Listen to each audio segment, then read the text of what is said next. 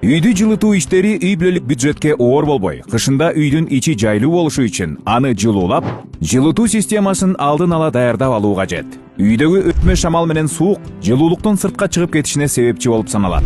Мунун алдын алуу жана жылытууга болгон чыгымдарды азайтуу үчүн каалганы терезелерди, балконду, подъездди жана имараттын жер төлөсүн жылуулап алуу кажет. Жылытуу мезгилинде секциялардын бирөө же кайсы бир батарея башкаларга караганда муздагыраак болуп жатканын байкап жүрсөңөр керек. Бул анын ичинде дат менен кебердин толуп калганынан кабар берет. Дагы кайсы белгилер алардын кирдешин кабарлайт. Түтүктүн жылуулугу батареяныкына салыштырмалуу жогору. Демек булгануулардан улам ысык толугу менен радиаторго жетпей жаткан болот. Биздин батареялар жылымык, ал эми кошуналардыкы ысык. Батареялардын жылуулугунун ар кандай ысышы да ички тазалоолор керек дегенди билдирет.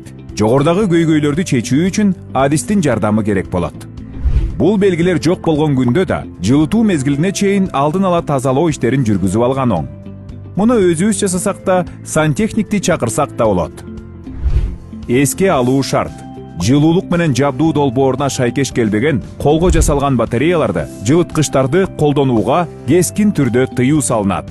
Ошондой эле батареялар ачык жерде болсун. Калың пардалар, столдор, креслолор, кээ бир үйлөрдөгү атайын экрандар аларды тосуп калып, жылуулук бирдей бөлүнүп чыкпай калат.